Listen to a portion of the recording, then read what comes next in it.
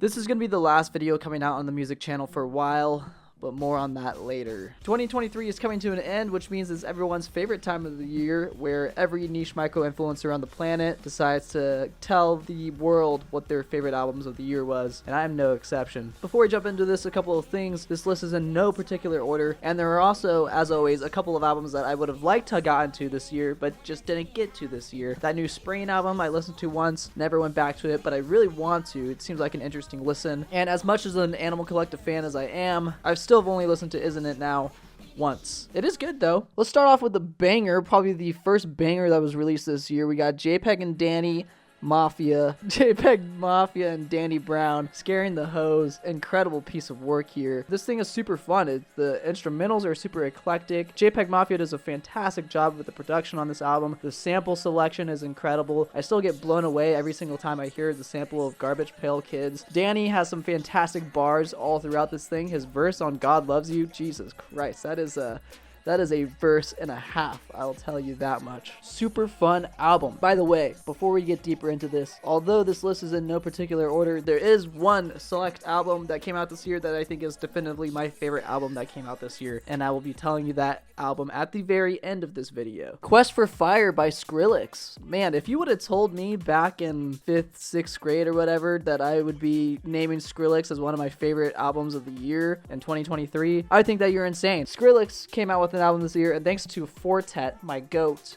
I found this album and I'm actually very happy about it. And this album is just like straight up just fun, you know. Skrillex kind of just like completely gets rid of all those dubstep vibes. I don't know. He's had like a long career and I haven't really been following it, so I don't know like how long ago he ditched the dubstep and kind of went into house, but this is a fantastic house record. And another house record that came out this year that was really fun to listen to is the Chemical Brothers, For That Beautiful Feeling. I was also not expecting the Chemical Brothers to come out with a record so groovy this year. There's a lot of fantastic tracks on this thing, although I wouldn't say this entire album is good. There's a few low points on this record. This track should not have been on the album. The rest of the record is really good. There's this track that has one of the most beautiful synth lines that I've ever heard in my life. I guess we'll keep on this electronic wave here and we'll talk about the new Jockstrap album. A whole bunch of letters. It's a whole bunch of letters. This one took some time on me. It took some time to grow with me. Taylor Sky, the guy who is a part of Jockstrap, basically went in and remixed the entire I Love You Jennifer B record. And so I went into this thing not really knowing what to expect. I heard the track Good Girl and I really enjoyed it. And then I listened to the rest of the record and I was like, this is like super hit or miss. Like half the tracks are good,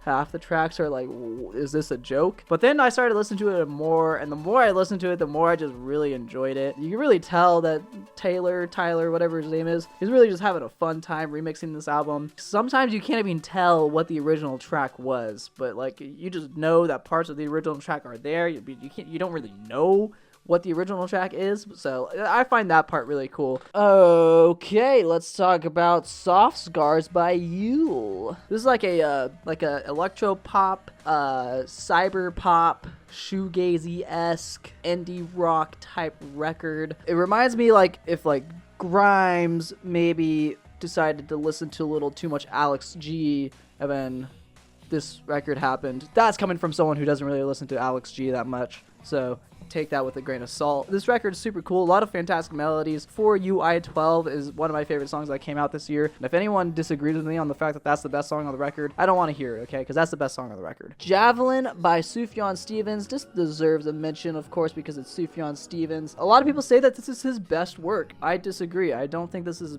his best work. I think it's really good, don't get me wrong. This is the best thing that he's come out with in the past 5 years. I think he takes a lot of the stuff that he's been implementing in his music in the past few years and he really kind of perfects it in this record. His storytelling in this record is really great too. There's a whole backstory about this record and it's all about his partner. Super heartbreaking stuff. I didn't really get into it that much, but the instrumentals are great.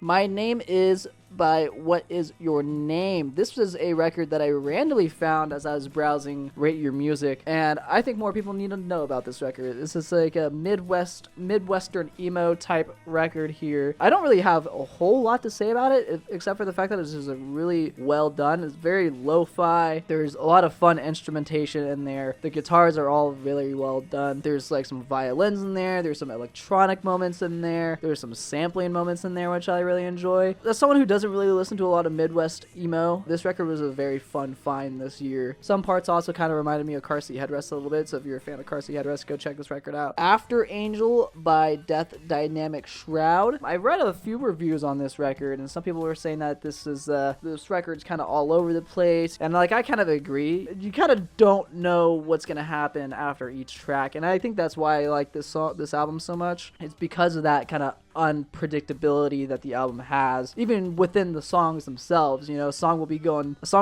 this direction, and all of a sudden it takes a fucking right turn to a wall. You kind of just have to be along for the ride and enjoy it. Obviously, the sampling choices in this is fantastic. DDS really does have a great way to pick out their samples and manipulate them to give them that vaporwave feeling, with also not, you know, falling too deep into the tropes of vaporwave. They really developed their own style within this subgenre of music, and they've really kind of evolved past it. And I think this album does a great way of showing their technical capabilities. It's just great, you know, it's just all around great. Ooh, rap. Yeah. I know this isn't in any particular order, but I'd say this is probably the top 3 albums that came out this year for me. It feels like 90s pop music, and it's just like in the best possible way, like late 90s, early 2000s pop music in the best possible way. I think even one of the music videos for this album, George Clanton kind of plays on that idea of like kind of the nostalgic of the early 2000s, late 90s pop rock type scene. And so that's kind of like the vibes of the whole album. The album is just incredibly mixed, like incredibly layered. I really enjoy George's vocals performances on this record. Absolutely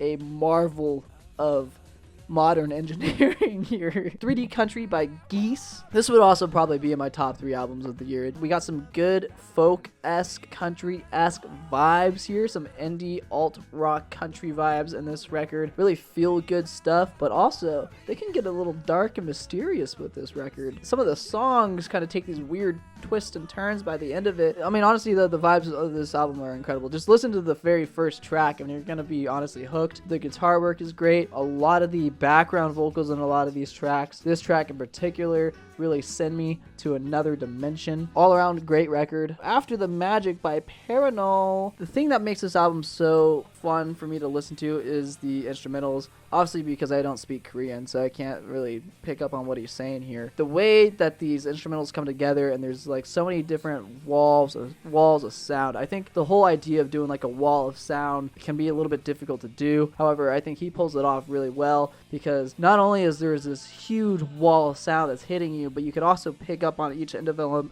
individual element that's making up that wall of sound, which I think is really, really fascinating to me. So I think the production on this record is really, really amazing. I'm gonna have to speed through this, by the way, because this camera's dying. After the Magic by Paranol, really great record. The Loveliest Time by Carly Rae Jepsen. I have this one on here, not for any particular reason, except for the fact that it's just like a super fun pop record. You know, Carly's a queen, you know. I love Carly. I say that like I haven't only listened to 2 of her albums. The Loveliest Time is a super fun record. I highly recommend it. It's honestly, Carly's been getting me more into pop, because like she's kind of opened me up to the idea of like pop music isn't all, you know, it's not supposed to be cheesy, you know. There's some good pop music out there. Piracy's Menu by Galactic Hole. This record, for those of you who do not know, it's only available on YouTube and Bandcamp, because this guy took over 3,000 samples of modern pop songs, all these different songs, and kind of combined them into one 30-minute album, with the average sample per song being like 250 or something like that. He logged it all. There's a whole spreadsheet that tells you every single sample that is used in every single song. It is unlike anything I've ever heard before in my life. Shout out to whoever DM'd me at the beginning of the year to listen to this thing. I'm sorry I forgot who you were, but someone DM'd me. Someone told me to listen to this thing,